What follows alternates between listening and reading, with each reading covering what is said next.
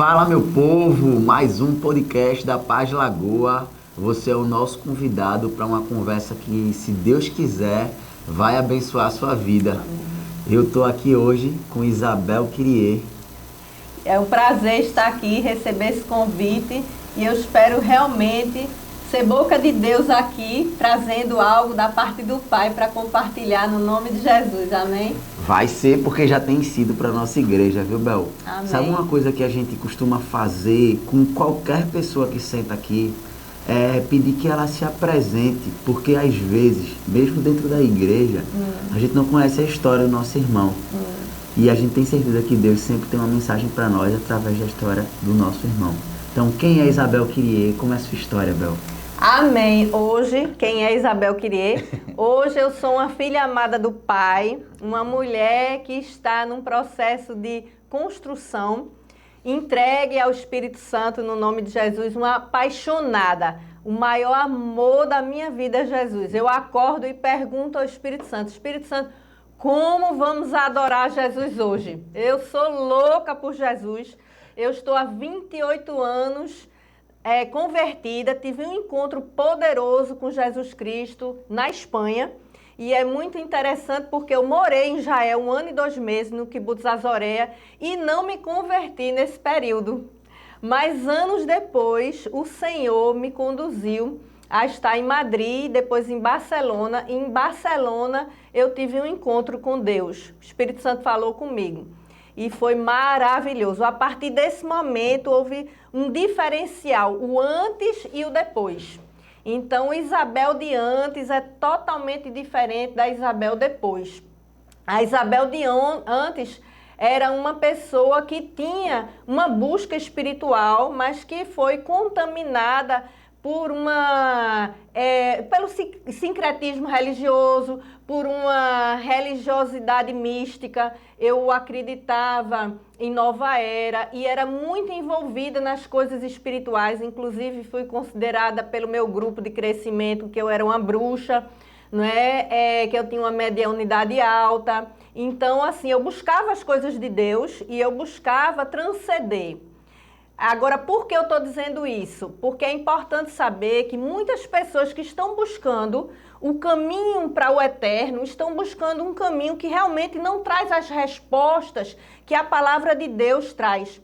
Por quê? Não é? Todo ser pensante, ele tem essa reflexão filosófica, não é? De onde eu vim, quem eu sou, para onde eu vou. Afinal, o que é que eu estou fazendo aqui? Né? Agora, refletindo sobre isso, eu acho que está faltando ser pensante na Terra.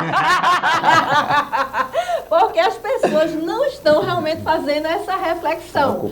Porque se tivesse fazendo essa reflexão, não é, com certeza iriam ter um encontro com Deus, porque todas essas respostas estão aqui na palavra de Deus. E por que eu acreditei nesse lado místico? Porque existia no conceito da minha religiosidade uma crença a nível de reencarnação. Porque eu acreditava que o sofrimento que eu passei, né, na infância, os abusos, as coisas que eu sofri, tinha a ver com outra vida. Porque como é que eu poderia passar como criança inocente aquelas coisas? E aí Deus trouxe respostas a partir da palavra, porque eu busquei respostas em outros caminhos e que na realidade não atendiam as respostas. Porque se toda vez que se isso fosse uma verdade, que para mim hoje não é, pode ser para outras pessoas, mas se toda vez que você fosse reencarnar e você começasse de novo, sem saber do seu passado, e passasse pelas mesmas coisas em evolução, você primeiro seria responsável, né, pelo seu crescimento, que nunca vai acontecer, porque nunca iria acontecer, porque nós somos falhos, certo?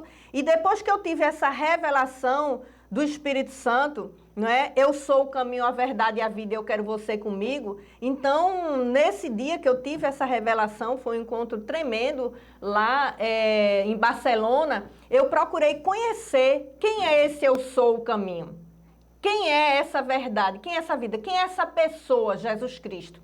E aí eu compreendi ali na cruz, por exemplo, que foi uma das revelações que eu tive. Antes disso, ninguém nunca tinha pregado para você ou tinha? Tinha. Deus sempre estava na minha jornada, né, se apresentando. Depois a gente olha para trás e a gente sabe que Deus estava conosco. Em cada detalhe Ele estava conosco. Mas Ele dá o quê?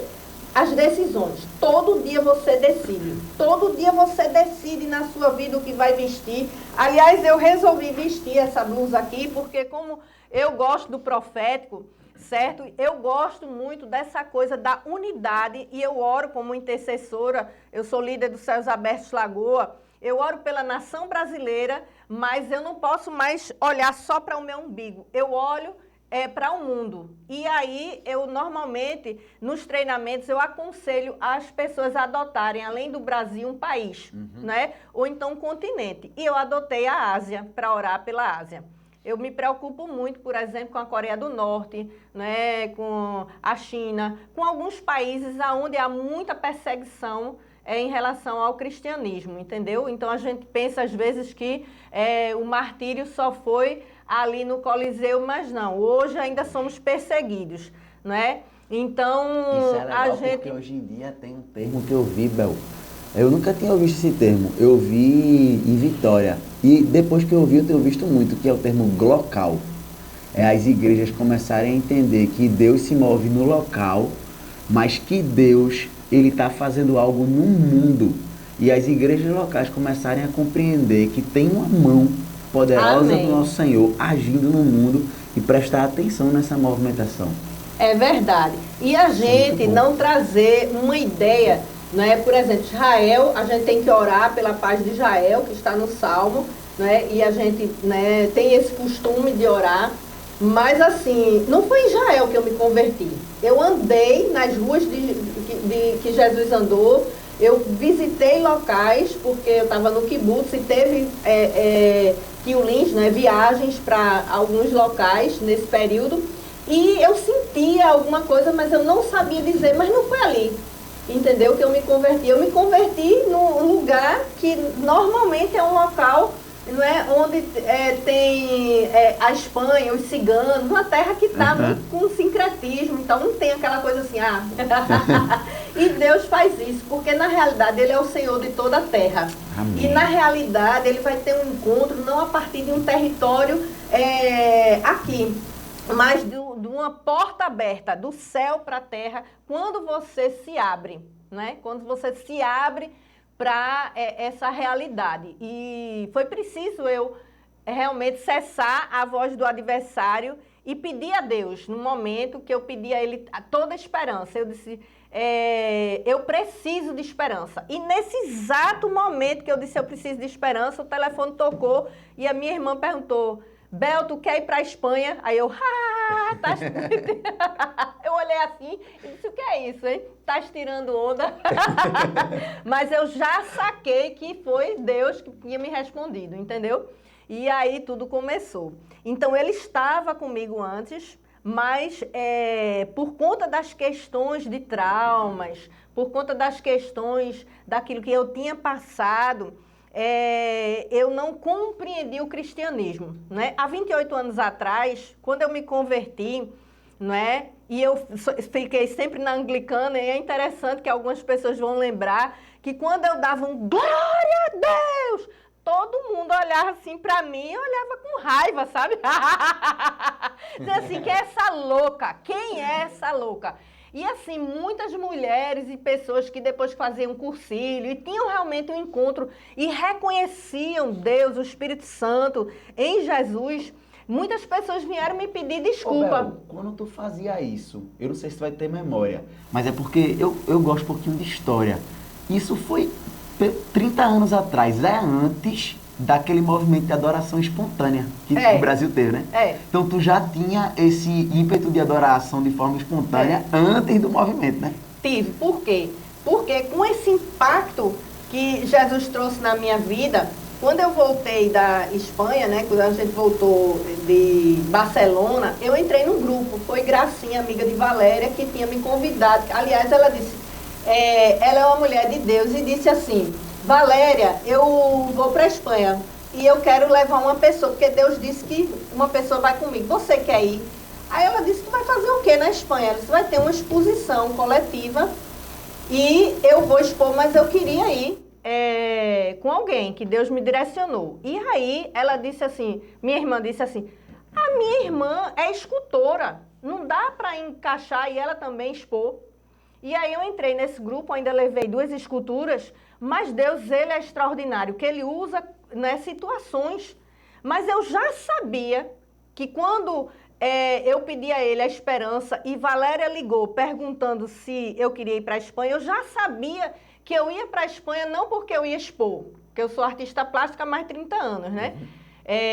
Então, eu sabia que tinha algo diferente. Tem algo a ver o teu envolvimento artístico com a tua questão religiosa na época, ou na fé, ou não? Tu caminhava em paralelo?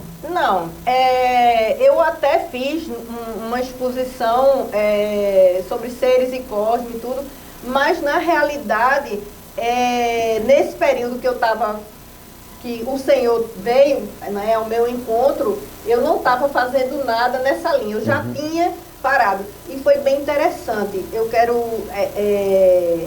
comentar que eu fui bem consagrada na outra área. Eu não comia nenhum tipo de carne, né? Nem peixe, nem galinha, nada, nada, nada. E, assim, eu estava indo para um encontro que a gente ia atrás, que era a Nova Era ligada a Trigueirinho, Porta de Cosmo Herques, que era assim, em busca dos extraterrestres que estavam mudando o DNA na Terra. Eu já era uma mulher de muita fé. E a gente ia para Gravatar e a gente ia para a aldeia, porque a gente acreditava que onde tivesse muito eucalipto era onde as naves ficavam, porque o eucalipto, a essência do eucalipto abastecia as naves. Uau! Que loucura, né? Mas assim, amém. Tinha muita fé mesmo. E assim, a gente passava às vezes o fim de semana lá, 4 horas da manhã. E engraçado que eu tive muitas experiências e tive visões e tudo. Então eu tinha muita viagem, eu fui muito contaminada. E eram visões, inclusive, bonitas, né? Tive experiências. Então, só Deus para me fazer ser crente. Porque eu dizia que crente não tinha espiritualidade. Eu dizia, que nada, eu me convidava. Inclusive, quando é muito interessante, porque eu vejo Deus fazendo assim, sabe? Dizendo assim, eu vou te pegar. Porque ele tem um senso de humor tremendo. Por exemplo, quando a Paz Piedade inaugurou, eu fui na inauguração, não é? Valéria me chamou, Valéria e Miguel, né? Me chamou e eu fui para a inauguração, honrando a minha família, né? E cheguei assim, com um vestido, com um decote aqui, bem, sabe? Tipo assim, eu nem pensei, não tinha essa coisa assim. Fui para a inauguração, tudo. 9 meses depois, veja, a inauguração foi em agosto. 9 meses depois, em maio, eu tive essa viagem. E Deus me pegou. Entendeu? Quer dizer, foi uma gestação. É tudo profético. Na minha vida tem muita coisa assim de datas, de muita simbologia. Então, quando eu tive essa experiência, já no aeroporto, por exemplo, Conceição Pimentel foi uma das minhas mães espirituais. Ela e a missionária Tininha, porque Gracinha frequentava o grupo da casa dela, era líder da intercessão lá da Episcopal, que antes era tudo junto, a Episcopal Anglicana. E aí Gracinha falou com elas e disse, olha, quando eu voltar, Isabel vai entrar nesse grupo. Mas no aeroporto elas não sabiam. Cheguei lá e Valéria disse, vamos orar com Isabel também, porque elas fizeram uma roda. E foi super interessante, porque eu estava indo para a Europa, eu já tinha morado fora, e quando elas se reuniram para dar as mãos para orar, o meu joelho dobrou assim, como se eu tivesse amuquecado, quebrantado assim. E eu disse, o que é isso? Eu entrei no avião, e com as lágrimas, assim, eu disse, o que é isso? E eu fiquei, o que é isso? Essência, né? E assim, e Gracinha, não é? Ela tinha uma postura, ela não, assim, admirável, porque na época uma mulher que ela é uma mulher elegante, uma mulher muito bem de vida e tudo, uma Bíblia maior do que essa minha de estudo, ela abre e começa a orar e ler. E aí eu do lado dela, a gente indo para a Europa, eu expondo 2 obras de arte, levando as obras de arte, e eu comecei a chorar, eu disse, que mico é esse? E eu comecei a ter um constrangimento.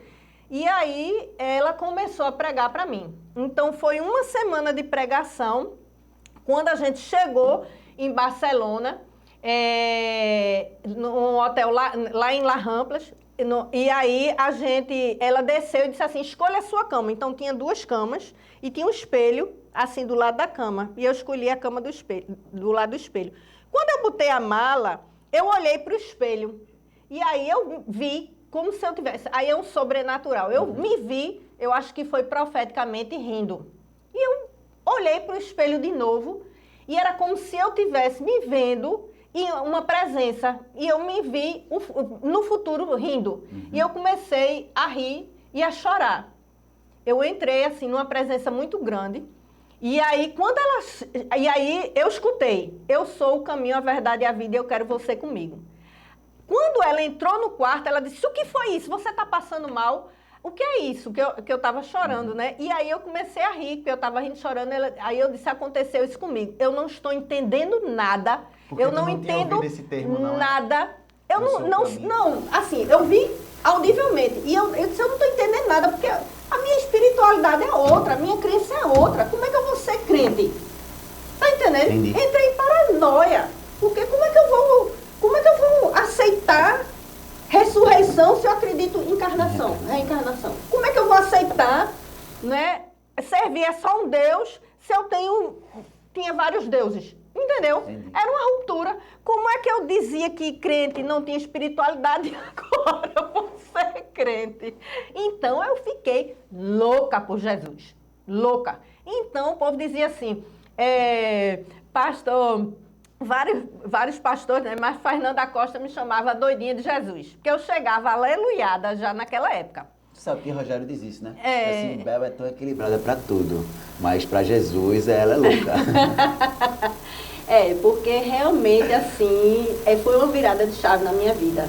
Foi muito. Agora, Bel, sabe um negócio que tu fala, que eu tenho certeza que vai edificar muito nossa igreja, você comentar sobre. Existe uma acusação que você até fazia, que ela pode encontrar um fundo de verdade, que é o seguinte, eu creio que quando alguém se converte, a lente muda de uma forma que tudo é diferente. Nós somos seres espirituais e a nossa fé promove isso, certo? Certo. E a Bíblia fala, né, quando fez o homem, o termo é nefesh, né, é desejo, a gente tem essa fome, então o ser humano tem fome de vida espiritual. Sim. E infelizmente, às vezes, a comunidade de fé, pode existir comunidade de fé que parece que não deixa um ambiente propício para isso. Ou seja, existem hoje crentes que parecem que não só não creem, como não querem, não buscam viver o sobrenatural. E quando eu falo isso, meus irmãos, quem me conhece sabe que eu sei que o maior milagre da vida é um coração inimigo de Deus se converter a Ele. Mas dizer isso não diminui que o nosso Deus fala, tem poder e continua se movendo. É verdade. Então, o que é que eu vejo hoje, às vezes, Bel? Eu vejo pessoas que são crentes, que parecem que não têm fome de viver espiritualidade, viver experiências com Deus. E quando tu fala isso, tu mostra que é uma mulher que já vivia experiências espirituais e se converte e vive isso. Então, e você também falou que às vezes era mal interpretada. Então, como é para você, como foi lidar com isso e qual é o conselho que você dá para cristãos que parecem que não estão buscando essa espiritualidade, experiências com Deus? Acho que o melhor termo é esse, experiências com Deus. Pronto, eu vou responder da seguinte maneira, certo? O sobrenatural dá medo, certo? Está na palavra. Quando Jesus veio andando sobre as águas, os discípulos começaram a ter medo e dizer, é um fantasma. O desconhecido dá medo. E você se submeter ao desconhecido, certo? E se você não conhece a Jesus, que Ele é bom e que você vai estar sendo cuidado sobre o Espírito Santo e não sobre mundo espiritual demoníaco, então muitas pessoas têm medo de realmente se renderem. Porque é aquela coisa do controle humano, entendeu? Eu sou, assim, a minha visão é o seguinte, se eu me converto, eu me submeto. Se eu me converto realmente, eu morri com Cristo e ressuscitei com Cristo. Só que muita gente ainda precisa matar. Como casa de Deus, às vezes a gente entrega uma área, mas não entrega a outra, quer ter o controle ainda. É como se Jesus estivesse cuidando só da sala e de um quarto. E o resto você tá, ó, não entra não, aqui sou eu que mando. Então, o processo, por exemplo, a conversão, eu falei inclusive na cruz, a conversão é na hora que você crê. Quando o ladrão debochou de Cristo, ele não falou nada, mas quando o outro disse assim, não fala dele não, ele é justo, ele é santo, a gente merece o castigo, não é? Ele não, quer dizer, ele reconheceu que tinha errado. Agora, quando ele disse a Jesus, Senhor, lembra-te de mim no teu reino, ele disse, Jesus é rei. Aí Jesus disse o quê? Ainda hoje estarás comigo no paraíso. Não precisou de dizer assim, ó, daqui a 5 reencarnação, porque o que tu fizesse foi muito sério. Porque só quem ia para a cruz era quem era amaldiçoado mesmo. Uhum. Eu vou chegar a responder, só estou num raciocínio. E aí, veja só, não tem 3, 4, 10, porque eu não vou pagar a minha conta. O sangue de Jesus Cristo paga a minha conta. E é suficiente. Então, ele pagou a minha conta, certo? Há 2.000 anos atrás, e até o meu pecado que eu vou cometer amanhã, tá pago. Só que eu não vou cometer o pecado porque eu quero me aproximar dele, e o pecado me afasta dele. Mas no processo de santificação, vamos supor que César tenha dito assim, ó, perdoe aquele cara, que ele não tivesse escutado Jesus dizer, ainda hoje estaria comigo no paraíso. Perdoe aquele cara. E ele tivesse convertido, ele ia ter que passar pelos processos. Salvação é uma coisa, santificação é outra. Às vezes o espírito foi religado, né? Ao Espírito de Deus, estava morto, mas a pessoa ainda está agindo, muitas vezes, no governo dela mesma, do raciocínio dela, da lógica dela, e tem os seus temores. Então, ela quer querer controlar aquilo que é incontrolável. Então, inclusive, muitas igrejas, elas não aceitam o profético porque elas vão controlar, elas não vão mais controlar, não vão conseguir controlar. Então, tem pastor, tem pessoas que dizem assim, não, eu não quero esse movimento aqui, porque se ele não tem um discernimento espiritual, porque a gente precisa testificar e discernir se o espírito é de Deus ou não, porque também tem muita carnalidade hoje em dia, tem muita loucura, entendeu? Tem muita gente profetizando pelo enganador, porque a gente vê que quando Paulo repreendeu aquele demônio, espírito de adivinhação na menina, ela estava dizendo a verdade. Ela dizia, ei, o homem de Deus. O diabo pode falar a verdade para enganar, entendeu? Então, dentro da igreja, é claro que tem profetas enganadores. Tem gente que está ali para lucrar financeiramente. Tem pastor, todo tipo, entendeu? Então, assim, mas quando você se submete ao sobrenatural, você tem que se render.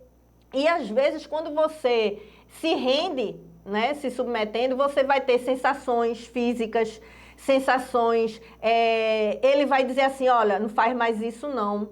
Você vai começar a escutar ele de uma maneira muito mais nítida e ele vai ser aquele que vai conduzir. É o Espírito que vai conduzir, certo? É o Espírito conselheiro, é o condutor. Agora, se eu fecho a porta para ele, certo? E digo assim, não, vou viver minha vida religiosamente e não para Cristo, porque uma coisa é viver inserida no corpo de Cristo. Jesus é o cabeça da igreja. Eu sempre permaneci na anglicana, porque não tem igreja perfeita, se eu for mudar, lá vai ser imperfeito também, pelo menos eu já conheço a imperfeição daqui. E a minha única questão é, apesar dos imperfeitos daqui, e que eu estou inclusa, tem frutificado? Vidas têm sido salvas? Pessoas têm sido curadas? Pessoas têm sido libertas? A igreja promove uma transformação? Aí a gente vê concílio, seminário de vida, reconstruir, sala de cura, mentoreio. Tudo para quê? Para que a pessoa, nesse processo de santificação, realmente tenha uma transformação e viva a palavra de Deus, que é reedificar, que é restaurar. Jesus veio restaurar e reedificar. A palavra profética, o Espírito de Deus está sobre mim, né? Isaías 61 foi lida lá por ele, registrada em Lucas 4, que ele abre na sinagoga e diz, o Espírito de Deus está sobre mim, e hoje se cumpre. o ano aceitável do Senhor, que é o quê? De libertar os cativos oprimidos. É só salvação? Não. Porque salvação, você morreu, você vai para a glória. É também libertação, porque eu tenho uma carreira para concorrer e eu prossigo em direção ao alvo, me desembaraçando de tudo que me assedia. O que? A minha vida passada, muitas vezes ainda me impede de viver livremente hoje se eu não me desembaraçar, se eu não entregar os fardos, se eu não entregar as dores, se eu não reconhecer a soberania, a vontade de Deus na minha vida. Então, tem igrejas que não aceitam, não é, a unção do Espírito, mover do Espírito, primeiro porque tem medo do sobrenatural, segundo porque querem controlar o incontrolável, então se deixar ele entrar, ele vai fazer do jeito que ele quer e elas não querem. Então tem muito assim, né? Tem pastor que não pastoreia a ovelha, tem pastor que quer ser o dono da ovelha. E o dono da ovelha é o Senhor, é o bom pastor. Então a ovelha é livre, certo? Mas tem líderes que eles querem determinar, você casa com esse, você não casa com esse. Eu já tive amigas de outra igreja que terminaram o noivado porque o pastor disse, não, você não vai casar. Eu disse, meu pai eterno. Infelizmente eu conheci ela depois, porque senão eu tinha dado um puxão de orelha. Olha, eu vou dizer não existe isso. Essa resposta tua, pra mim, eu não sei pra quem tá ouvindo em casa, mas ela foi bem profunda. Sabe por quê? Eu confesso que eu perguntei pra você de forma individual, né? E a tua resposta, para mim, acabou respondendo o individual e o coletivo. Por quê? O coletivo, eu sempre dizia assim, que igrejas que não vivem o mover, elas estão ansiando pelo controle. Mas esse controle surge do medo que tu falou. Então, no início de tudo isso, tanto individual quanto coletivo, o que está motivando é o medo. E aí eu acho muita beleza, porque a palavra vai dizer que o verdadeiro amor lança fora todo o medo. E eu acho muito bonito também, porque a resposta para esses exageros que a gente vê está na Bíblia. Eu costumo de falar direto isso para os jovens, né? Dizer assim, olha, a igreja das epístolas que tinha mais espiritualidade era Coríntio e era mais imatura. Só que a resposta do apóstolo Paulo não foi, são imaturos, para com isso. Foi não. Foi, vamos insistir, porque é dom de Deus, é presente de Deus. A gente vai insistir nisso e caminhando para a maturidade. Com certeza. Então, essa tua resposta assim, de lidar com os excessos e poudar para que o Espírito do Senhor continue caminhando, porque a igreja dele é muito bonito. E não é assim, podar os excessos no sentido da liberdade de cada um. Porque, por exemplo, eu sou uma pessoa extravagante, mas vai ter uma pessoa mais tímida, certo? E se a gente for ver, Deus, ele se agradava quando os profetas, no passado, rasgavam a roupa, se jogavam no chão, jogavam cinza, vestiam pano de saco. Então, aquilo ali, hoje em dia, se você chegasse na igreja com um pano de saco, rasgasse as vestes, jogasse no chão e começasse a chorar, gritando, e começasse a jogar cinza, ia dizer, tá louco. E não eram loucos, eram profetas. Hoje, às vezes, o profético tem coisas muito estranhas, mas eu não posso dizer que não é de Deus. Porque é estranho, né? Porque é estranho. Entendo, o que eu quero dizer é que a gente precisa discernir o resultado daquela manifestação. Porque é como a gente escuta da nossa liderança, não é o cair no espírito, é o levantar. Eu vou me levantar de que forma, né?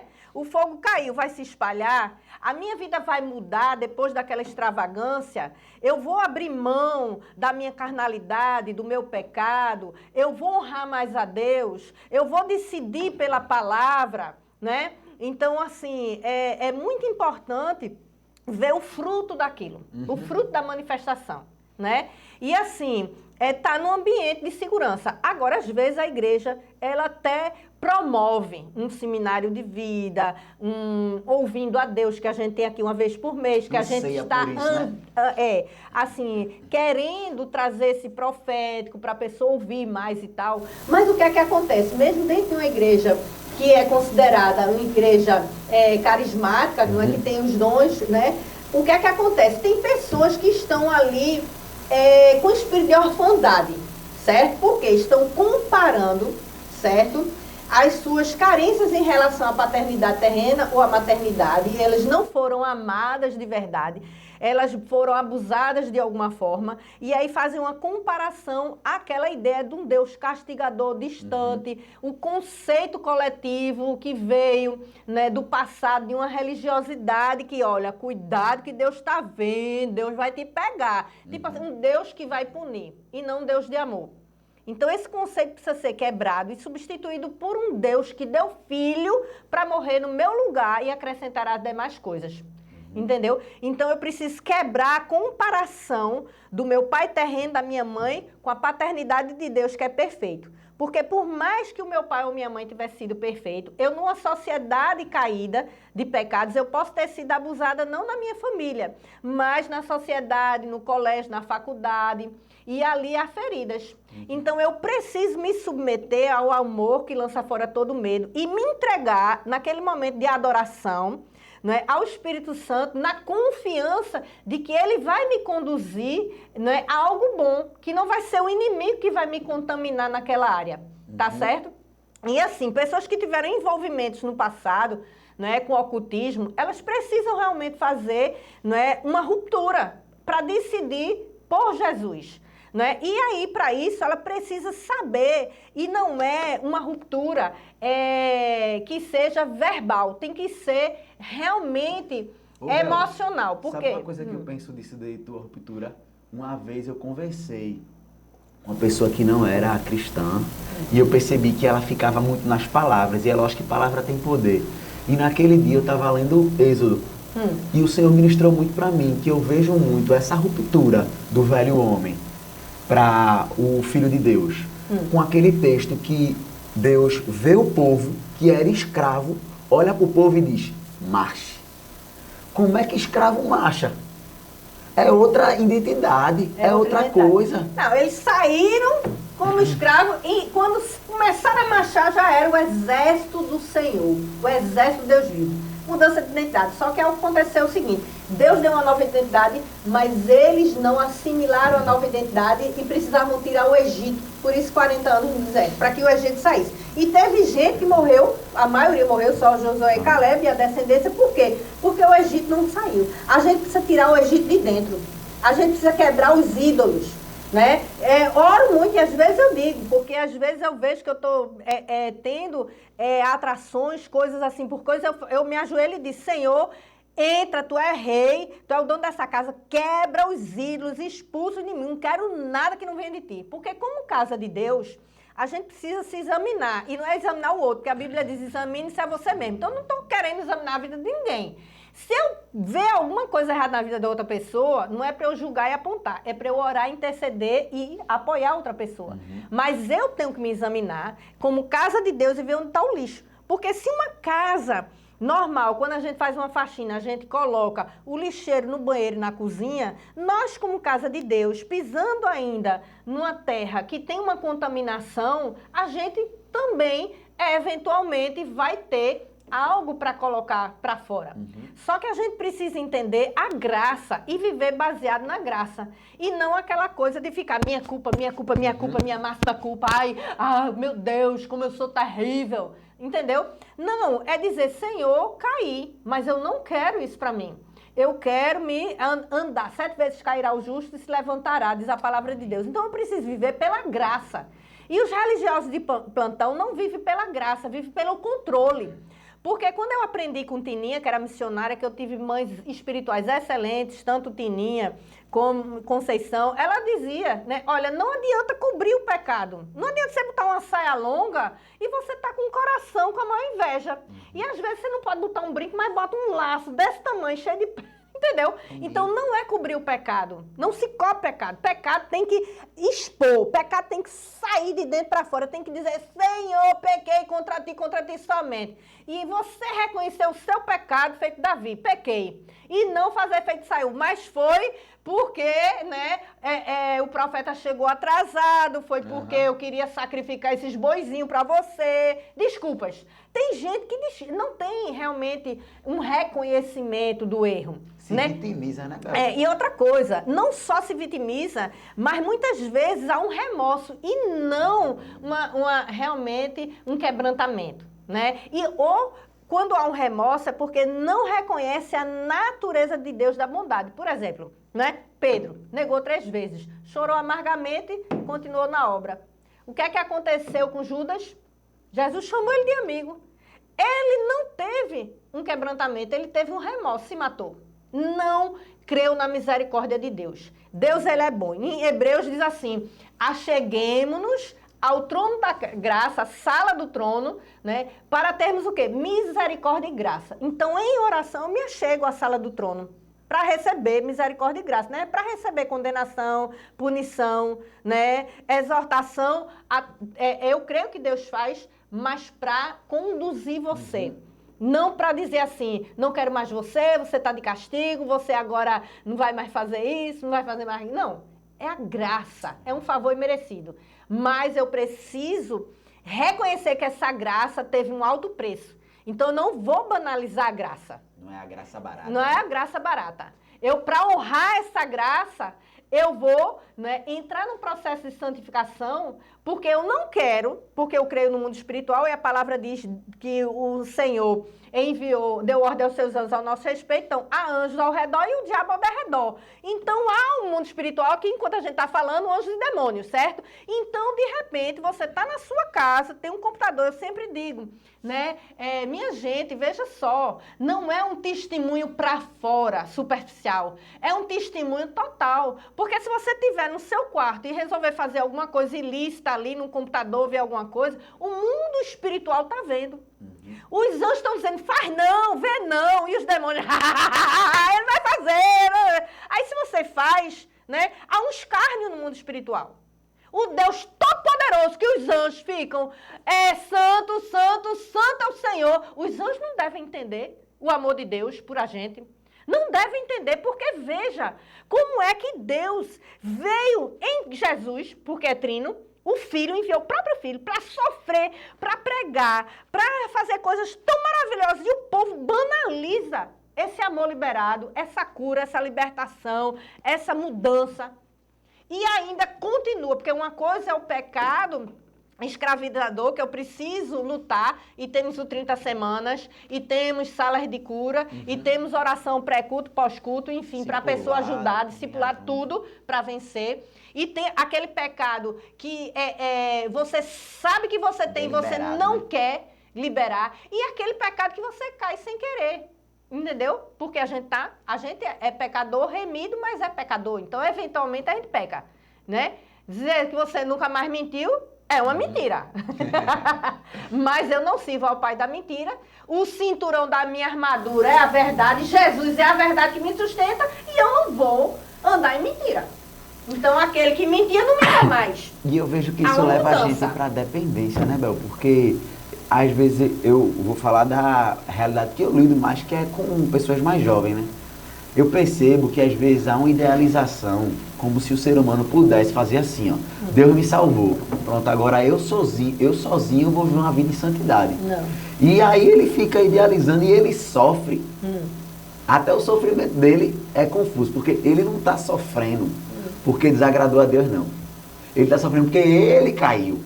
E a luta dele é para que ele vença. Então é tudo sobre ele, não é tudo sobre o Senhor, não. E ele fica rodando nisso. Pronto, vou dar uma chave aqui para quem quer andar em santidade. Eu passei mais de 10 anos, eu sou baba da minha irmã. Minha irmã, Fabiana, foi missionária. E ela, linda, fazendo faculdade de arquitetura. E eu, louca, esotérica, dizia assim, não é possível que tu nunca desse nem um beijo de língua. Menino, deixa esse queijo. Falava, eu vivia criticando ela, o quê? Tu vai casar virgem? É um absurdo, né? O mundo é loucura. É loucura. E eu tenho dentro da minha casa uma pessoa que realmente se converteu e casou virgem. E aí eu zonei muito de Fabiana, mas Deus me pegou direitinho. Quando eu me converti, né? Que eu voltei, né, logo de cara, meu ex-marido disse assim, o que fizeram com você? Ele, para resumir, foi embora, engravidou outra mulher, foi embora, passou mais de 10 anos sem ver os meninos, foi morar em outro estado. E eu sozinha disse assim, e agora? E eu orei muito, perdoei por uma restauração, porque eu disse, agora eu me converti, eu quero a palavra, não é para... Deus abomina o divórcio. Então, passei muitos anos em santidade e Deus me liberou diante da palavra, e só que aparecia um, parecia outro, aí eu dizia, não, Deus não quer que eu namore, Deus não quer isso, não quer... E assim, só que apareceram alguns que interessaram.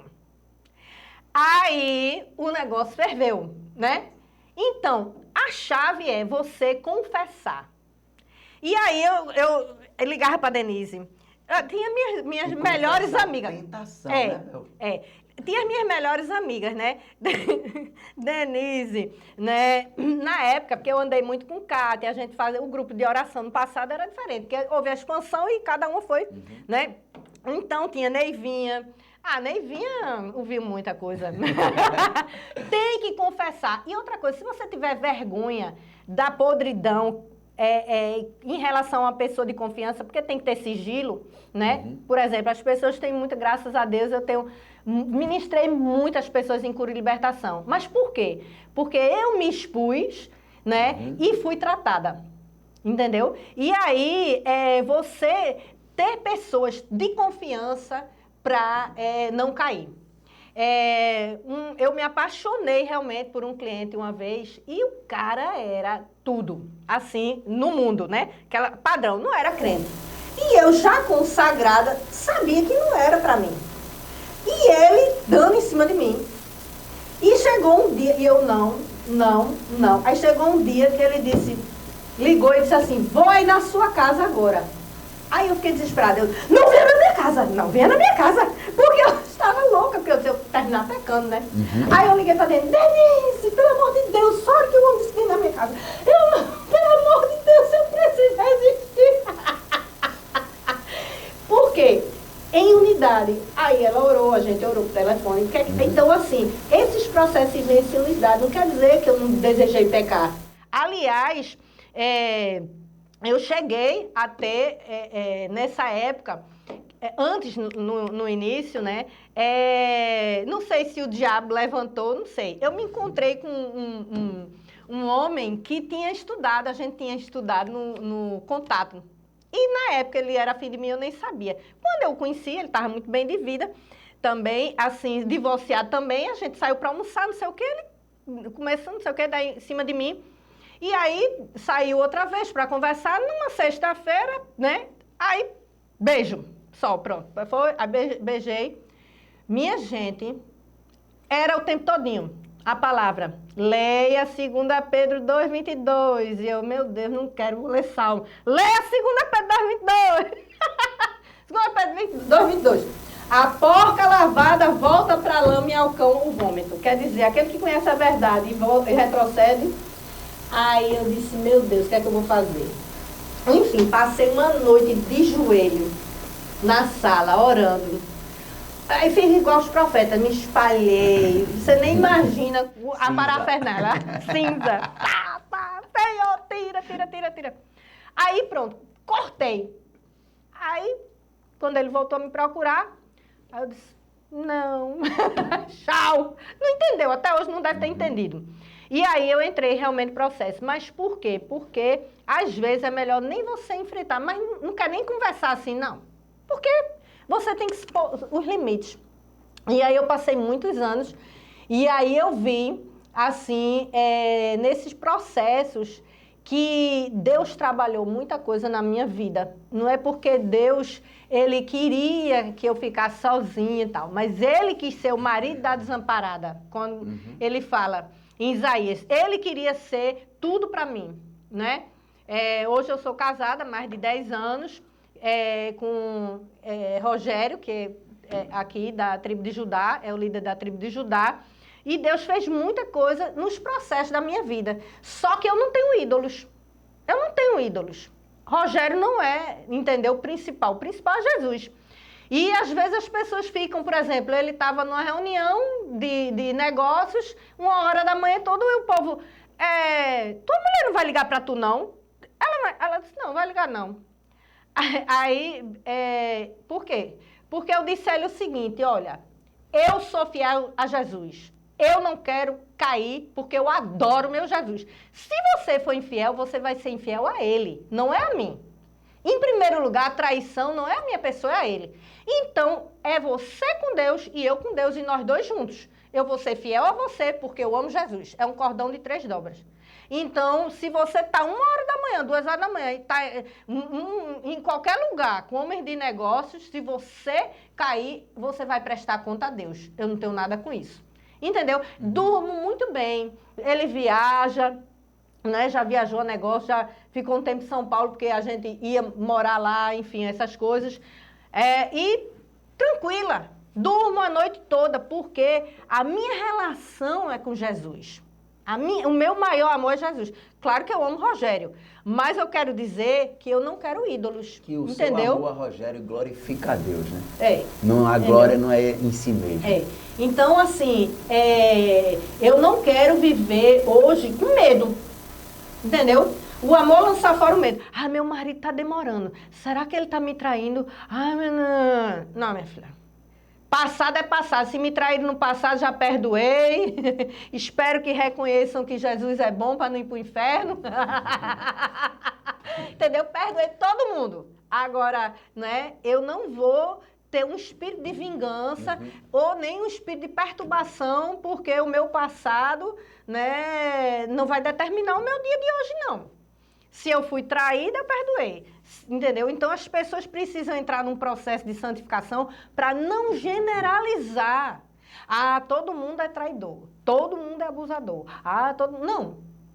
Em Jesus, novidade de vida. Amém. Em Jesus, você não precisa ficar guardando amargura, ressentimento, vitimismo, coitadinha de mim. Entendeu? Entendi. Em Jesus, você é amado. Se o outro não lhe ama, ame, entendeu? Porque Jesus lavou os pés do traíra do Judas. Então, vai lavando os pés de Judas, porque sabendo que ele roubava. Porque lá, em João, quando a mulher do vaso de alabastro quebra o vaso, ele diz assim, mais 300 denários dava para, né, abençoar os pobres a Jesus, os pobres sem interesse. Mas, na realidade, ele botava o dinheiro na...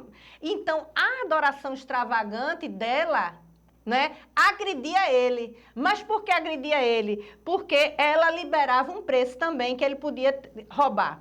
Entendeu? Sempre atacado, né? Sempre é atacado. Eu não me preocupo, sabe uma coisa que tu falou? Não, conclua, por favor. Eu não me preocupo porque eu sempre dava esses glória a Deus e tal. E às vezes, né, eu disse até a Miguel, assim, Miguel, às vezes eu dou um glória a Deus e tal, e fica assim, todo mundo olha pra mim, ele disse, fique tranquila. Aí um dia ele disse, né, eu dei um glória a Deus, aí ele disse publicamente, ninguém vai dar mais não, glória a Deus. E hoje em dia, você vê, todo mundo dá glória a Deus. Então, eu vim de um processo que não foi fácil também. Eu fui muito criticada, inclusive profissionalmente, eu mudei muita coisa na minha vida, e os arquitetos zombavam, ridicularizavam, diziam, mas tu é crente? Tinha cliente que dizia, tu ainda é crente? Entendeu? Eu queria te perguntar, Bel, o teu processo criativo. Mas sabe uma coisa que eu queria comentar? Porque eu conversei já com pessoas que são mais críticas ao mover de Deus. E eu percebo, eles têm um jargão às vezes, Bel. Eu não quero usar o termo avivamento, mas em avivamentos, o mover de Deus, eles sempre falam assim, cadê o fruto? E eu lembro que, de uns tempos pra cá, eu tenho aprendido de que a gente tem que procurar o fruto, porque a palavra diz isso, mas a gente tem que entender que a gente tem coisas que não está vendo. Eu lembro que uma vez eu não sabia disso, eu descobri faz pouco tempo que, por exemplo, o avivamento em Toronto era muito criticado pelo mover que tinha ali. E depois eu vi pessoas dizendo assim, quer ver o fruto do avivamento em Toronto? Shores of Grace. Shores of Grace veio do avivamento em Toronto. O ministério de Randy Clark veio do avivamento em Toronto. Então, muitas vezes, você está vendo alguém aqui no Ouvindo a Deus, ou em qualquer evento, em qualquer igreja, e você está se precipitando e diz assim, qual é o fruto daquela pessoa que está sorrindo? qual fruto aquela pessoa está fazendo uma coisa que eu acho estranho. E você não sabe o que Deus está fazendo ali.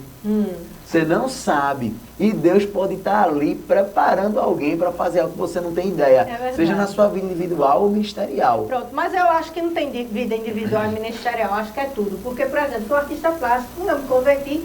Você pode olhar no meu Instagram, a maioria das esculturas ou tem pássaros, que aí eu dou o gancho do Espírito Santo, ou tem peixes, o símbolo cristão, sempre tem alguma coisa em relação à natureza e tudo. E eu sempre entro na casa de um cliente, numa construtora, uma coisa assim, eu sei, alerta, você tem que perceber as atmosferas. Hoje eu vou pregar ou só vim vender escultura? E eu já entrei na casa de uma mulher a primeira vez, certo? E a casa dela toda linda, montada, tal, e eu disse assim, Senhor, o que é que eu vim fazer aqui? Aí eu comecei já a perceber que tinha outra coisa. E aí eu, pois não, aqui o trabalho e tal. Ela disse, Isabel, eu tô querendo tirar esses quadros daqui, botar um painel, eu não sei o quê, porque eu ando tão triste. Pronto, a chave. Anda tão triste? Por quê? Aí comecei. Cura e libertação na mulher, 2h30 no quarto com ela. Ela estava afim de matar o marido e a amante, querendo se matar, coisa nesse nível.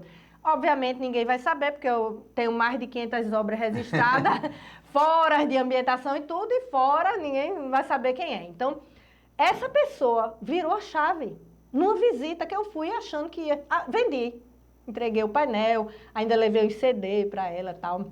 Ela morava na Zona Norte, ficou para lá, que é a gente em Piedade. E eu disse o importante, e assim, sempre que eu prego, levo uma pessoa à conversão, plano de salvação, cura e libertação, essas coisas, eu não prego placa de igreja, é Jesus. Se a pessoa tem uma igreja do lado, a parente já frequentava a presbiteriana, a batista, vá com a sua parente. Porque às vezes a pessoa, né, é aquela coisa, o parente está orando. Aquela coisa do um planta, outro rega e Deus dá o crescimento. A parente estava orando, mas o que ela falava, a outra não entendia. Aí Deus me mandou lá para chutar. Gol. Aí agora ela vai com a parente para a presbiteriana. Aleluia. Tá entendendo? Então é o seguinte, é você ver o reino. É você ver o reino. Tá certo? E aqui, obviamente, eu me sinto muito confortável na anglicana, né? E conheço o pastor Carlinhos desde novo, pastora Renata, eles são maravilhosos e tudo. E morava já aqui, fazendo parte de célula, tudo, então totalmente envolvida aqui. Obviamente que se eu fosse para São Paulo, eu não ficaria no anglicana lá, a não ser que eu conhecesse ela, liderança e vice. Também eu estava de olho na Heller, outra igreja, que eu fui lá, né? Então, não é a igreja em si, é um corpo espiritual que tem saúde, que tem fruto e que tem oportunidades. Porque dentro da anglicana tem gente troncha, dentro da batista tem gente troncha, entendeu? Mas é o que vai gerar esse fruto. Então, eu creio aqui que a Paz Lagoa vai ser um farol e muita coisa maravilhosa vai acontecer e eu quero fazer parte disso, né? Eu iniciei na Paz Piedade, fiz com Denise, eu fui líder do Cura e Libertação com ela, do Intercessão, aí veio os Céus Abertos, aí eu achava que ia para São Paulo, passei a bola para a Patrícia, né? Tinha deixado toda uma estabilidade em relação ao Ministério Organizado Céus Abertos. Patrícia é minha filha espiritual, já tinha a equipe das Valentes. E quando eu vim para cá, houve um hiato, assim, eu não viajei, não quis voltar, porque o foco, eu entendi que Deus não me queria mais nos Céus Abertos de Piedade, e o foco agora era a Patrícia, eu não ia lá para o povo não estar. Mas, entendeu? Então, assim, eu entendi, e que Deus tem também estações, e Deus estava me preparando, quando me convidaram, a liderança me convidou, eu aceitei. E aí eu quero levantar, porque eu creio que o meu destino profético é levantar pessoas com dons para ensinar, certo? Para fazer realmente um movimento. A gente, inclusive, começou no ministério a cada um apresentar um estudo para a gente já estar gerando os treinamentos com as pessoas aqui da Paz Lagoa, certo? Para o próximo imersão, porque tem uma imersão e a base de treinamento.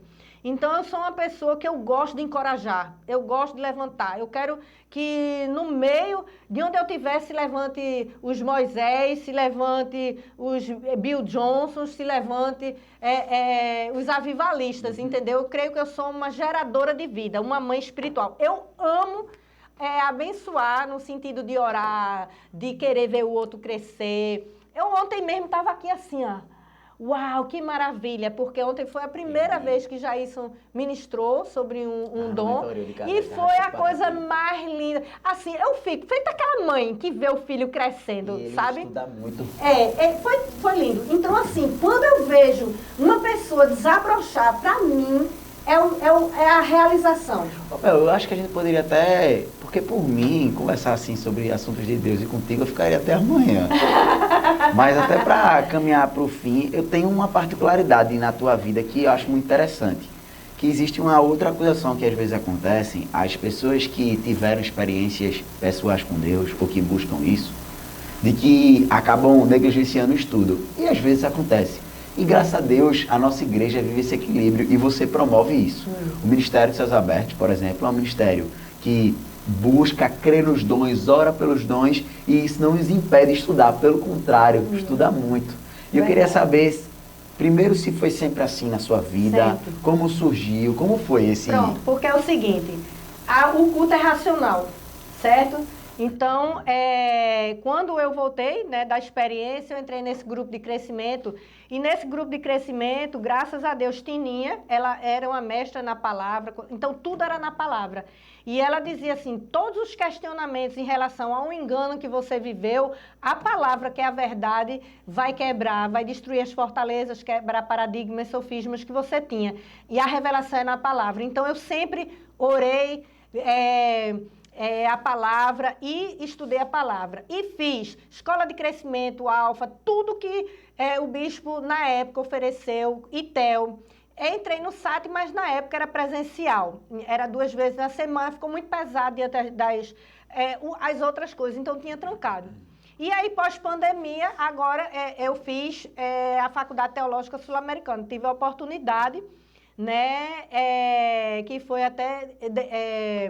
Solange que me incentivou, e aí já é outra história, já é outro testemunho, não dá para contar aqui, mas eu estou terminando esse ano. Então, você, pela fé, é formado em bacharelado em teologia. Então, sempre procurando crescer mais, porque quanto mais você tem um conhecimento, junto com a unção do Espírito, você tem um equilíbrio e você pode levantar outras pessoas a terem esse mesmo equilíbrio para que ninguém vá por aí em ventos de doutrina. Então, eu posso estar no maior ambiente profético, eu estou sempre perguntando, és tu, Senhor? Vem aqui. Né? Assim, para poder estar na tua palavra, tem alguma coisa, tem carnalidade aí, e assim, a gente andar aqui, porque ele é o verbo. Então, se você quer conhecer Jesus, tem que ler a Bíblia. Se você quer andar, né, em equilíbrio, é orar e ler a palavra e crescer, porque a gente tem muitas oportunidades, né, assim, na nossa igreja e também em cursos teológicos por aí para estar aprofundando-se mais. Bel, obrigado.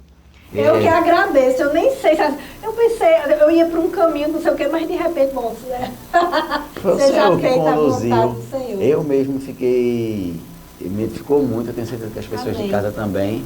Eu queria terminar com o seguinte, deixa uma palavra para quem está assistindo esse podcast, não sei, uma palavra que Deus colocou no seu coração, ou algo para que muita gente que vai assistir, eu imagino que tem uma sede de crescer em intimidade com Deus. Então, o que é que você deixa para essa pessoa que está ouvindo esse podcast e que quer ter mais intimidade com Deus? Eu me emocionei agora porque, creia, Ele te ama tanto. Ele é tão maravilhoso. Ele deseja você. Ele diz, eis que estou à porta e bato. Ele tem uma mesa preparada. Às vezes você está se sentindo rejeitada, rejeitado, mas o Senhor de toda a glória te convida. Te convida, venha sentar à mesa, filha, filho. Venha me conhecer através da minha palavra. Eu te amo. O teu passado não pode determinar aquilo que eu tenho para você. Abra a porta do teu coração. Você é muito precioso para mim. Eu vim para morrer por você. Eu paguei a tua conta. Você pode ter sido abusado ou você pode ter sido abusador. Eu tenho perdão. Eu tenho novidade de vida. Eis que estou à porta e bato. Abre a porta desse teu coração. Vem me conhecer. Vem. Porque eu tenho amor para liberar. Eu tenho amor. Em Romanos 5,5 diz, Deus está derramando o seu amor através do seu Espírito. Se você se abrir, Ele vai derramar. É um amor líquido, é um amor palpável, é um amor real, é um amor que você vai ter a consciência da presença. Ele vai atingir espiritual e corpo. Se renda. Não resista a esse Deus. Não resista. Ele te ama. Amém? Amém. Que podcast. Deus abençoe você. Nos acompanhe. Nós temos culto todos os domingos às 17 horas. Estudo bíblico através de imersão às 10. E é isso. Fique com Deus. Amém.